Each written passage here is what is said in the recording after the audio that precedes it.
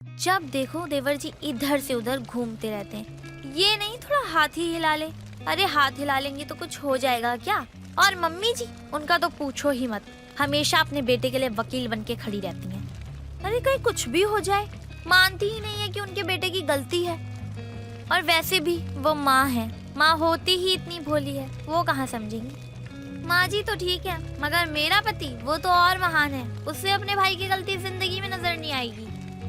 जब देखो उसे बस पैसे देते रहेंगे, उसको बस बिगाड़ रहे हैं। और मैं भाभी होने के नाते कुछ बोलने जाऊं तो मुझे ही सुनाने लगते हैं। ये सब काजल सोच ही रही थी कि इतनी देर में उसकी सास उसे आवाज देती है।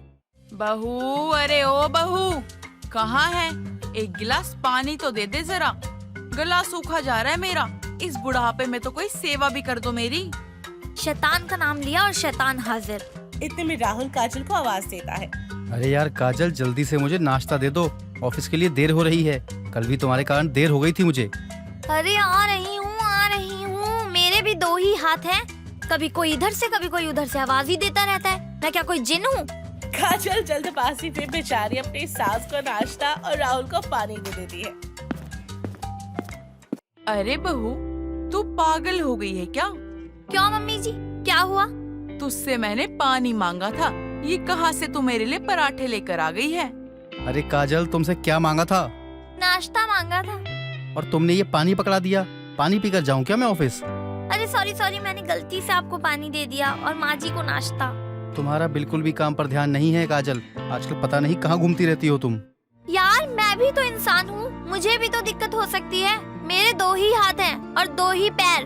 कभी यहाँ भागो, कभी वहाँ भागो। कभी आपकी माँ बोलती है बहू ये कर दो, कभी आपका भाई बोलता है भाभी ये कर दो, कभी आप बोलते हो ये कर दो। मैं किस किस का काम करूँ? अरे यार, तुम ये सारी बातें मेरी माँ और मेरे भाई के ऊपर क्यों ले जाती हो? तो और क्या, पड़ोस वाले पे लेके जाऊँ क्या? अरे यार, सुमित ही बच्चा है, अभी उसकी उम्र ही क्या है। और माँ तो अपने बच्चों को हमेशा संभाल के ही रखती है, तुम्हें तो पता ही है। सुमित अभी बच्चा है? हाँ, कल ही तो मैं किंडरगार्टन छोड़ के आई थी। अरे कैसी बात कर रहे हो, 24 साल का हो गया है वो। और आप और आपकी माँ दोनों ने देवर जी को सर पर चढ़ा रखा है। आपकी 24 की उम्र में शादी हो गई थी, आप कमाने लग गए थे। पता नहीं देवर जी ने आपको और माँ जी को क्या खिला रखा है जो आप लोगों को दिखता ही नहीं है कुछ। काजल एक टाइप से ठीक कह रही थी, क्योंकि उसके घर वालों ने सुमित को बहुत बिगाड़ दिया था, जिसके कारण वो ना तो कोई काम धाम करता, बस दिन भर इधर उधर घूमता रहता और टाइम पास करता रहता। कभी दोस्तों के साथ मूवी देखने चला जाता तो कभी दोस्तों के साथ घूमने चला जाता। घर में अपनी भाभी की कोई भी हेल्प नहीं करता। इसलिए काजल चाहती थी कि सुमित समझदार हो और उसकी शादी करवा दी जाए, पर सुमित शादी करने को ही तैयार नहीं था। अगले दिन सब टेबल पर बैठे हुए थे। देवर जी, अब तो आप 24 साल के हो गए हो, अब तो आपके लिए रिश्ता देखने लग ही जाते हैं। क्या भाभी, हर बात में शादी लेकर आ जाती हो मेरी? अरे मुझे नहीं करनी है शादी, अभी बहुत टाइम है। अरे आप नहीं करेंगे तो कब करेंगे? बुढ़े होने के बाद? अभी आपकी शादी होगी, बच्चे भी होंगे, और शादी होने के बाद ही आदमी समझदार होता है। अरे भाभी, अभी बस मैं 24 साल का हूँ और 24 साल में शादी नहीं होती है। अभी मैं बहुत छोटा हूँ, अभी मैं बच्चा हूँ और बच्चों की शादी वादी नहीं होती है। जब देखा था मेरे पीछे पड़ी रहती हो। माँ आप ही देखो ना, भाभी को हमेशा मेरे पीछे पड़ी रहती है कि शादी शादी शादी। अरे नहीं करनी अभी शादी, नहीं हुई उम्र। अरे बहू, क्यों मेरे लाडले बेटे के पीछे पड़ी हुई हो? अभी इसकी उम्र ही क्या है? मम्मी जी, 24 साल की उम्र में आपने राहुल जी की शादी करवा दी थी और अब देवर जी की बारी आई तो आपको उम्र दिख रही है। अरे इतना भेदभाव क्यों? अरे बहू, राहुल तो बड़ा बेटा है, इसके ऊपर सारी जिम्मेदारियाँ जल्दी आ गई थी, इसलिए इसे कमाने के लिए बाहर जाना पड़ गया। वही तो मम्मी जी, वही तो मैं कह रही हूँ। जितनी जल्दी शादी करवाओगे उतनी जल्दी जिम्मेदारी आएंगी, समझदार होंगे। राहुल जी भी तो ऐसे ही थे, राहुल जी भी तो मेरे आने के बाद ही समझदार हुए हैं। तो वैसे ही देवर जी की भी शादी करा दो, मैं तो यही कह रही हूँ बस। काजल के बार बार बोलने पर सुनीता भी सोचने पर मजबूर हो जाती है। हाँ, ये बात तो ठीक कह रही है बहू, चलो हम इस बारे में सोचते हैं। अरे मम्मी जी, सोचना क्या है, मैंने तो देवर जी के लिए टिप टॉप से टिप टॉप क्लास की लड़कियाँ ढूंढी हुई हैं। अरे बहू रुको जरा, हमें भी देखने दो। हमारे राजा बाबू के लिए राजकुमारी, मेरी नजर में 1-2 लड़कियां हैं, जरा उनसे भी बात करने दो। ठीक है मम्मी जी। काजल अपने देवर की शादी जल्दी से कराने के चक्कर में बीमार होने की एक्टिंग करती है। सुबह सुबह काजल की सास देखती है कि काफी देर तक काजल रूम से बाहर नहीं आई है। वो काजल को आवाज लगाती है, लेकिन कोई रिप्लाई न आने पर सुनीता काजल के कमरे में जाती है और कहती है, बहू आज कमरे से ना निकलने का प्रण ले लिया है क्या बहू? भूख के मारे प्राण निकले जा रहे हैं। राहुल तो बेचारा बिना खाए पिए ऑफिस चला गया है। आ जाओ अब तो बाहर, कुछ तो बना दो। मम्मी जी मेरी तबीयत ठीक नहीं लग रही, मुझे बहुत तेज बुखार है, मुझसे हिला भी नहीं जा रहा। आप और देवर जी दोनों लोग ऑनलाइन कुछ ऑर्डर कर लो, नहीं तो कुछ बना लो, मेरा सर फटा जा रहा है दर्द के मारे। अरे बहू ठीक है, तू आराम कर, हम लोग खुद देख लेंगे, अपना तो टेंशन मत ले। कितने दिन हो गए आराम से बैठकर खाए हुए, आज तो आराम से बैठकर खाऊंगी। थोड़ी देर बाद नाश्ते के लिए काजल अपने कमरे से बाहर आती है और देखती है कि सब बाहर से मंगवाया हुआ खाना खा रहे हैं, जैसे कि बर्गर और चाउमीन। ये क्या है? किसी ने खाना नहीं बनाया क्या? अरे सुमित, कम से कम तुम ही बना लेते अगर मम्मी जी से बनाया नहीं जा रहा था तो। अरे भाभी, दोस्तों के साथ प्लान है मेरा और मुझे जाना था। और घर में खाना बनाना ये काम लड़कों का नहीं होता है, औरतें करती हैं। और मुझे कहाँ ही कुछ आता है, पता तो है आपको, इसलिए ऑर्डर करके मैंने बाहर से मंगवा लिया। आप लोगों ने अपने लिए तो ऑर्डर कर लिया, अब मैं क्या खाऊंगी? मेरे लिए तो कुछ मंगा लेते। अरे भाई मैं बीमार हूँ, मैं क्या खाऊंगी अब? अरे बहू अभी तुझे बुखार है, इसलिए ना मैंने तेरे लिए कुछ भी नहीं मंगाया है। ये बिस्किट वगैरह रखे हुए हैं, वही खा ले। फ्रिज में ब्रेड भी होगा, ब्रेड दूध खा लियो। डॉक्टर भी बीमार आदमी को दूध और ब्रेड खाने को बोलता है। अच्छा मम्मी, भाभी मैं जा रहा हूँ, बाय। और गुस्से में पैर पटकती हुई काजल अपने कमरे में चली जाती है। एक दिन मैंने खाना नहीं बनाया तो मुझे खाना नसीब नहीं हुआ, किस्मत फूटी है मेरी। और राहुल जी को लगता है उनके घर वाले मुझे पलकों पर बिठा कर रखते हैं, जब देखो अपनी माँ और भाई की तारीफ करते रहते हैं। आने दो, रात को बताती हूँ, मैं सबके साथ वैसा ही करूँगी जैसा सब मेरे साथ करते हैं। बस फिर क्या हुआ रात में, जैसे ही राहुल अपने घर आता है और अपने रूम में एंटर होता है, तब काजल शुरू हो जाती है। आ गए? नहीं, आओ आओ आओ, आज की कथा सुनाऊं तुम्हें मैं। आज पूरा दिन मुझे भूखा रखा गया। तुम्हारी माँ, तुम्हारे भाई ने खुद तो ऑर्डर करके सब कुछ खा लिया, अब मेरे लिए कुछ भी नहीं मंगवाया। मैं 365 दिन सबका खाना बनाकर उन्हें खिलाती हूँ, लेकिन जब मैं बीमार हूँ तो मजाल है इन लोगों ने मुझे एक दिन का क्या, एक वक्त का खाना खिला दिया हो। नहीं, अब चुप क्यों हो, बोलो कुछ। अरे हाँ, अब अपनी माँ भाई के लिए कुछ कहाँ ही बोलोगे? नहीं, चलो मुझे नहीं तो तुम्हें ही कुछ खिलाकर भेज देते। अरे नहीं नहीं, तुम भी ना ऐसे ही परेशान हो रही हो और ऐसे ही गलतफहमी में पड़ रही हो। अभी अभी माँ ने और सुमित ने मुझे खाना खिलाकर भेजा है। उन्होंने तो मेरे ऑफिस भी 10 बार फोन किया है और मुझसे पूछा कि खाना खाया कि नहीं, भूखा तो नहीं हूँ कहीं मैं। तुम्हारी तबीयत ठीक नहीं थी ना, तो उन्हें लगा कि तुम कुछ नहीं खाओगी, तभी तुम्हारे लिए कुछ नहीं बनाया, क्योंकि बीमार आदमी को कहाँ कुछ स्वाद आता है और न कुछ अच्छा लगता है खाने में। ठीक है, मैं भी तुम्हें तुम्हारे भाई और तुम्हारी माँ का असली चेहरा दिखा कर रहूंगी। मैं क्या इस घर की कोई नौकरानी हूँ जो हर किसी को खाना खिलाऊं, हर किसी की सेवा करूं और मुझे कोई कुछ ना दे? पानी सर से ऊपर जा चुका है, इन सब का एक ही उपाय है, अब जल्द से जल्द देवर जी की शादी करानी पड़ेगी। बहुत दिन हो गए, इन्हें भी काफी ढील दे चुकी हूँ। सुमित की शादी के बाद फिर मैं इस घर की बड़ी बहू हो जाऊंगी और अपनी मर्जी की मालिक बन जाऊंगी, जैसी मर्जी रहूं, जैसे मर्जी खाऊं। अगले दिन काजल सुबह उठती है और रोज की तरह काम में लग जाती है। नाश्ते के टेबल पर मौका पाते ही काजल सुनीता से कहती है, मम्मी जी, मैं क्या सोच रही थी, अब सुमित जी की शादी करवा ही देते हैं। सही उम्र में शादी करने से अच्छी लड़कियां मिल जाएंगी, वरना फिर ढूंढते रहना अच्छी लड़कियां। हाँ बहू, ये बात तो तुम ठीक कह रही हो। अरे मम्मी, क्या उम्र है मेरी? अरे शादी वादी मुझे नहीं करनी है, और जब करनी होगी कर लूंगा शादी। अभी मैं खुद एक बच्चा हूँ, बच्चों की शादी नहीं होती, कितनी बार कह चुका हूँ। अभी मैं खुद को नहीं संभाल सकता तो शादी करके पत्नी को क्या संभालूंगा? मुझसे नहीं होगा, मैं नहीं कर रहा शादी। अरे नहीं नहीं मेरे बच्चे, अभी तेरी शादी थोड़ी ना कर रहे हैं हम। पहले लड़की देखेंगे, उसे पसंद करेंगे, फिर तेरे से पूछेंगे तुझे पसंद है या नहीं है। जब मेरे राजा बेटे को वो लड़की पसंद होगी तभी हम तेरी शादी करवाएंगे, वरना हम तेरी शादी उससे नहीं करवाएंगे। और देवर जी, लड़की देखने में तो वक्त लगेगा, कौन सा लड़की देखते ही पसंद आ जाएगी? हाँ सुमित, काजल ठीक बोल रही है। अच्छी लड़की ढूंढने में कम से कम 1 साल का वक्त आराम से लग जाता है। ठीक है, तुम लोग लड़की देखना शुरू करो। आज एक बात मुझे बता ही दो आप लोग, क्या मैं सौतेला बेटा हूँ? हाँ, इस घर का सौतेला बेटा हूँ क्या मैं? अरे नहीं बेटा, तो आप लोग मेरे साथ ऐसा क्यों कर रहे हो? अरे मुझे नहीं करनी शादी तो नहीं करनी यार, समझते क्यों नहीं हो आप लोग? ऐसे नहीं बोलते बेटा, तू तो हमारे दिल का टुकड़ा है, टुकड़ा। तू तो हमारा राजा बाबू है। तेरी उसी लड़की से शादी करेंगे जिसे तू पसंद करेगा। और सुमित गुस्से में उठकर वहाँ से चला जाता है। काजल मन ही मन खुश हो जाती है। अब आया ऊँट पहाड़ के नीचे। अब ये नखरे अपने घर वाली के आगे करना, फिर पता चलेगा तुम्हें बेटा कि वो कितने नखरे उठाएगी तुम्हारे। सुनीता अमित का बायोडेटा बनाकर पंडित जी को दे देती है और वो अपनी जान पहचान वालों को दे देते हैं। इधर सुमित चिड़चिड़ा होकर किसी से बात नहीं कर रहा था। शाम को जब सुमित घर आता है तब काजल उससे कहती है, नाना देवर जी, अब ये सब नहीं चलेगा। आपकी शादी होने वाली है और शादीशुदा आदमी हमेशा वक्त पर ही घर आता है। इन आदतों को छोड़ दो। बीवी 1-1 मिनट का हिसाब मांगती है और आपको 1-1 मिनट का हिसाब देना भी पड़ेगा। दोस्तों के साथ इतना घूमना फिरना ठीक नहीं है। अरे भाभी, आप अपने काम से काम रखो, क्यों मुझे तंग करती रहती हो? बहू, तो मेरे बच्चे को ऐसे तंग मत किया कर तू। और मेरे सुमित को एक अच्छी सी बीवी मिलेगी जो उसको समझेगी, उससे प्यार करेगी, उसको टाइम देगी, अपने दोस्तों के साथ घूमने फिरने देगी।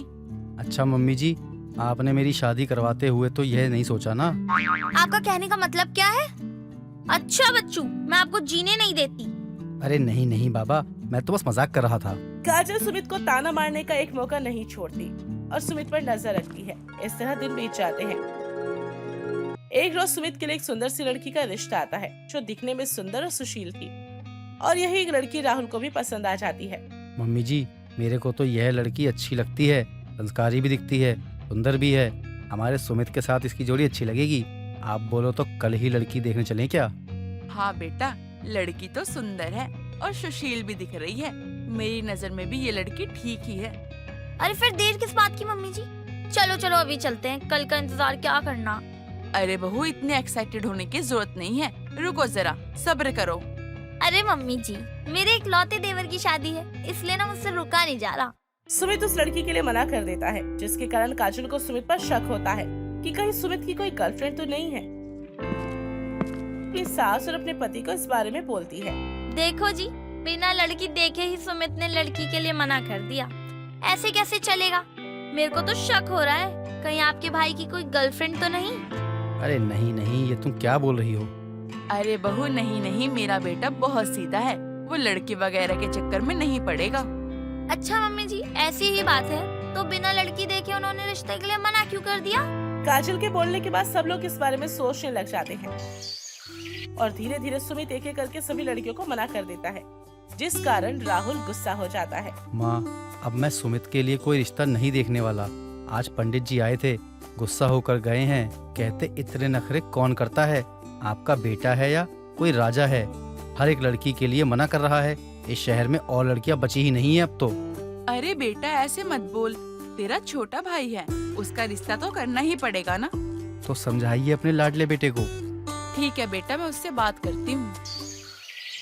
अगले दिन सुमित तैयार होकर घर से बाहर जा रहा था, तभी सुनीता उसे टोक देती है। कहाँ जा रहा है बेटा तू? वो मम्मी, मैं अपने दोस्तों के साथ ना मूवी देखने जा रहा हूँ। ये क्या बात हुई बेटा? हर रोज अपने दोस्तों के साथ घूमता फिरता रहता है। मुझे तो काजल की बात सच लग रही है, तेरा किसी न किसी लड़की के साथ चक्कर चल रहा है। ऐसी कोई बात नहीं मम्मी, अगर आपको लगता है तो दोस्तों को घर बुला लेता हूँ, मिल लीजिएगा। राहुल अपने दोस्तों को फोन करके घर पे बुला देता है और उसके दोस्त घर पर आ जाते हैं। अरे अच्छा हुआ अमन, तुम आ गए। अरे मेरी मम्मी को देखो, ये हमेशा कहती हैं कि किसी लड़की के साथ मेरा चक्कर है। अब तुम इनसे मिलो, इनको बताओ कि मेरा चक्कर किसी के साथ नहीं है। अरे मैं अपने दोस्तों के साथ जाता हूँ, घूमता हूँ, फिरता हूँ, ये पता नहीं क्या ही सोचती रहती है, इसलिए मैंने तुमको घर बुलाया है, मिलो इनसे। अरे अरे, कोई बात नहीं। आंटी जी नमस्ते। हाँ बेटा, नमस्ते नमस्ते। और बेटा कैसे हो? अच्छा हूँ आंटी जी, आप बताइए। अरे क्या ही बताऊं बेटा, इसके लिए इतने रिश्ते देख लिए हैं, हर किसी को मना कर रहा है। मुझे तो पता ही नहीं है क्या चल रहा है इसके दिमाग में, इसको क्या चाहिए क्या नहीं, कुछ समझ ही नहीं आता है। इतने में कुकर की सीटी बजती है और सुनीता किचन में चली जाती है। अरे यार, मेरे घर वाले पीछे पड़ गए, क्या करूँ मैं तुम्हारे बिना नहीं जी सकता। अमन कुछ करो। तुम्हें टेंशन लेने की जरूरत नहीं है, हम यहाँ से भाग चलेंगे, तुम टेंशन मत लो। मैं तुमसे बहुत प्यार करता हूँ, समझो ना। मैं भी तुम्हें बहुत चाहता हूँ। I love you. मैं भी तुम्हारे बिना नहीं रह सकता। और सुनीता पीछे से सारी बातें सुन लेती है। हे भगवान, ये क्या अनर्थ हो गया। इससे अच्छा तो किसी लड़की को ही पटा लेता तू। ये क्या कर दिया सुमित, तूने तो हमारी नाक कटवा दी। क्या हुआ मम्मी जी? क्या हुआ? अरे मत पूछ क्या हुआ, बवाल हो गया। अरे बहू, तेरा शक सही निकला, पर ये किसी लड़की से नहीं, ये किसी लड़के के चक्कर में पड़ा हुआ है। इसने तो हमारी नाक ही कटवा दी, हमें कहीं मुंह दिखाने लायक नहीं छोड़ा। निकल जा मेरे घर से बेशरम। अरे मम्मी जी, आप ये क्यों बोल रही हैं देवर जी को? इन्होंने कोई गलती तो नहीं की, किसी की जान तो नहीं ली, बस प्यार ही किया है। और एक आदमी होकर आदमी से प्यार करना कोई गुनाह तो नहीं। हमारे कानून ने भी इस चीज की अनुमति दे दी है कि एक आदमी से शादी कर सकता है और एक औरत से। सुमित काजल की बात सुनकर हैरान हो जाता है और अपनी भाभी से माफी मांगने लग जाता है। भाभी मुझे माफ कर दो। हमेशा मुझे यही लगता था कि आप मेरे खिलाफ हो और हमेशा मेरा बुरा चाहती हो, लेकिन आप तो मेरे सपोर्ट में खड़ी हो।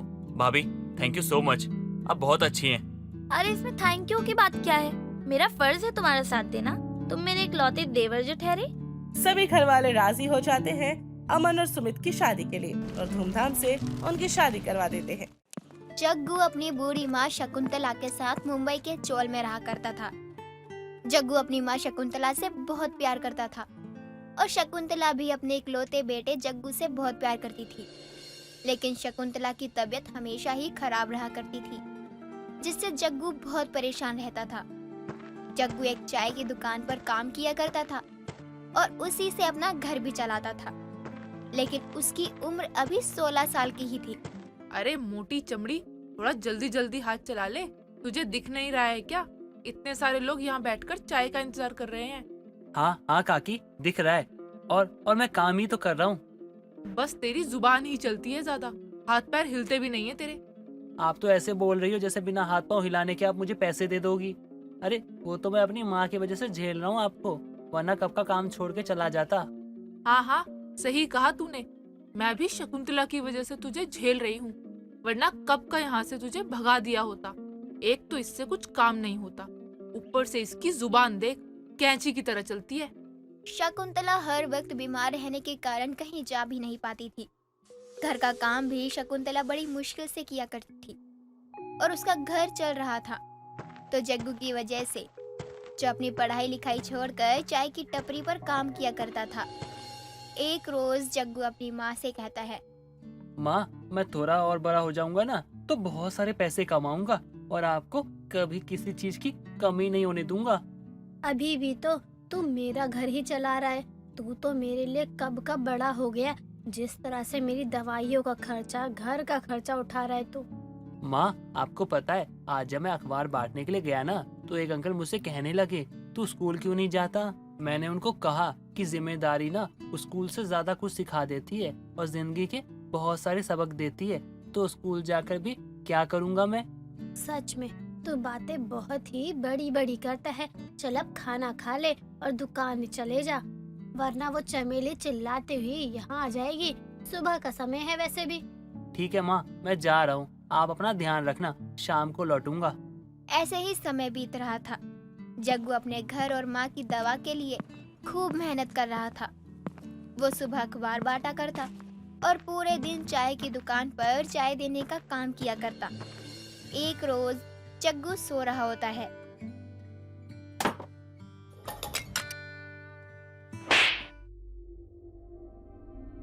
करम जिले अभागा, तुझसे एक ढंग का काम नहीं होता क्या? और 100-200 का नुकसान करवा दिया वो अलग से। वो मुझे नींद आ गई थी, ध्यान नहीं रहा। मुझे मत मारो, गलती से गिलास टूट गया, हाथ से छूट गया, मत मारो काकी। अब मैं तुझे और यहाँ एक पल भी बर्दाश्त नहीं कर सकती। चला जा यहाँ से, अभी के अभी निकल। मैं तुझे अपनी दुकान पर अब और नहीं देख सकती। काकी आप मेरे पैसों में से अपना पैसा काट लेना, मुझे काम से मत निकालो। माँ की दवा का खर्चा, घर का सब मेरे सर के ऊपर है। चाहो तो मुझे जितना चाहो उतना मार लो, लेकिन मुझे काम से मत निकालो। नहीं, ये ले पैसे और निकल यहाँ से। मैं भी तो देखूं कामचोरों को काम कैसे मिलता है। चमेली जग्गू को बहुत कुछ कहती है, और उसे काम से निकाल देती है। अब कुछ देर बाद ही जग्गू एक रेलवे स्टेशन पर जाकर बैठ जाता है और सुबह से रात हो जाती है। वो वहीं बैठा रहता है। तभी एक औरत जिस भजिया की दुकान होती है, वो जग्गू को सुबह से ही एक जगह पर बैठे देखकर उसे कुछ भजिया देते हुए कहती है, कहाँ घर है बेटा? ये ले, ये खा ले। तुझे मैं सुबह से देख रही हूँ। क्या बात है, कोई परेशानी है क्या? घर कहाँ है तेरा? यही यही पास ही घर है मेरा काकी। बस किस्मत का मारा हूँ जो यहाँ आ गया। नहीं, मुझे ये नहीं चाहिए। मेरे पास पैसे तो हैं, लेकिन मुझे मेरी माँ के लिए दवा ले जानी है। आपका बहुत बहुत शुक्रिया काकी। मेरा भी तेरे जितना बड़ा बेटा है। तू स्कूल नहीं जाता? नहीं, जिम्मेदारी ने ना कभी स्कूल की चौखट को देखने तक नहीं दिया। मैं आपसे ये नहीं ले सकता। अगर मैं आपसे ये लेता हूँ तो आप मुझे अपनी दुकान पे कोई काम दीजिएगा, ताकि मैं वो काम करके आपका एहसान चुकता कर दूं। अच्छा ठीक है, अब तू एहसान के बदले एहसान करना ही चाहता है तो ठीक है। अब जग्गू भूखा तो था ही और वो जल्दी जल्दी भजिया खाने लगता है। और भजिया खाने के बाद उस औरत की दुकान पर आने जाने वाले लोगों को भजिया देने का काम करने लगता है। काम तो ये बड़े ही ईमानदारी और मेहनत से करता है और दिल का अच्छा भी है, लेकिन ये परेशान है। इसे मैं अपनी दुकान पर काम दे देती हूँ। काकी, आपसे एक बात कहूँ? क्या आप मुझे कुछ दिनों के लिए अपने इस दुकान पे काम दे सकती हो? मुझे काम की बहुत जरूरत है। आप चाहे तो मुझे पैसा कम दीजिएगा, लेकिन काम दे दीजिए। अरे क्या बात है, मैं भी अभी यही सोच रही थी। चल अच्छा है, तूने खुद ही बोल दिया। और थोड़े समय के लिए क्यों, तुझे हमेशा के लिए रख लूँ मैं। अब जग्गू घर जाता है और अपनी माँ को भजिया देते हुए कहता है, देखो माँ, मैं आपके लिए आज मुंबई की गर्मा गर्म भुजिया लेकर आया हूँ। भजिया? अरे वाह, मुंबई में रहकर भजिया नहीं खाया तो क्या खाया? हाँ माँ, मुझे ये भुजिया बहुत पसंद है, लेकिन मैं जहाँ से ये भुजिया लेकर आया हूँ ना, मैंने वहीं पे काम पकड़ा है। क्या मतलब है तेरा कि तूने यहाँ काम पकड़ा है? और क्या तूने चमेली से फिर लड़ाई की? ये देखो माँ, ये गालों पर निशान देख रही हो आप? ये किसी और ने नहीं, आपकी चमेली ने दी है। उसने मुझे इसलिए मारा क्योंकि मेरी आंख लग गई थी और मेरे हाथ से एक कांच का गिलास टूट गया। मेरा बच्चा, तू ठीक तो है ना? वो तो एक नंबर की डायन है। मैं भी कितनी लाचार माँ हूँ जो अपने बेटे की चाह कर भी मदद नहीं कर पा रही हूँ। माँ, आपका होना ही ना मेरे लिए किसी खजाने से कम नहीं है। आप मेरा सारा जहां हो माँ। अब जग्गू अगले ही दिन से भजिया की दुकान पर काम करने चल पड़ता है। वहाँ जाकर जग्गू एक दुकान की साफ सफाई करता है, पूजा करता है। उसके बाद लोगों को भजिया देने का काम करता है। हालांकि वो उस दुकान पर वो औरत भी होती है जिसने जग्गू को काम दिया था और वो भजिया बना रही होती है। अरे आओ, गर्मा गर्म भुजिया ले लो। एक बार खाओगे ना तो 100 बार आओगे। अरे गर्मा गर्म भुजिया ले लो। क्या बात है, काम के साथ ग्राहकों को बुलाने का ये अच्छा टैलेंट है। हाँ काकी, देखो ना, लोग मेरी बातों को कैसे सुन रहे हैं ध्यान से। आज तेरे आने के बाद अच्छी खासी बिक्री हुई है मेरे भाजियों की। बहुत मेहनती है तू। अब जग्गू हर रोज समय से पहले ही भजिया की दुकान पर पहुंच जाया करता था और पूरे दिन काम करने के बाद घर जाया करता था। एक रोज जग्गू जिस दुकान पर काम कर रहा होता है, वहाँ चमेली भी पहुँचती है। ए छोटू, 1 प्लेट भजिया लगा। अभी लगाता हूँ, पता है ना भुजिया 50 की प्लेट है। तू यहाँ? अरे तुझ कामचोर को किसने काम दे दिया? लगता है यहाँ फ्री में काम कर रहा है।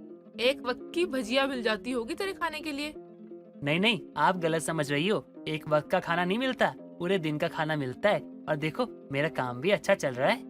ये दुकान आपकी है बहन? इस चोर को दुकान पर तो रख लिया है, लेकिन जिस दिन ये आपका नुकसान करेगा उस दिन आपको समझ आएगा। क्यों, सारे ही गरीब और जरूरतमंद लोग चोर होते हैं, ये कहना चाहती हैं आप? आपको लगता होगा ऐसा, मुझे नहीं। जग्गू जब से मेरी दुकान पर काम कर रहा है, मुझे किसी चीज की कोई दिक्कत नहीं है। अरे भलाई का तो जमाना ही नहीं है, रहने दे, नहीं चाहिए। जग्गू ये देखकर भावुक हो जाता है, लेकिन वो अपनी भजिया वाली काकी को गले लगाकर कहता है, आपने मुझे काम दिया, इतना प्यार दिया और इतना यकीन किया मुझ पे, यही मेरे लिए बहुत है। तू भी तो आखिर मेरा बेटा ही है ना, और मेरे बेटे को कोई भी कुछ बोल जाए। जग्गू उस दिन के बाद से अपनी काकी की भजिया की दुकान पर और भी ज्यादा मेहनत करता है, क्योंकि वहाँ उसे अपनापन जो मिल रहा था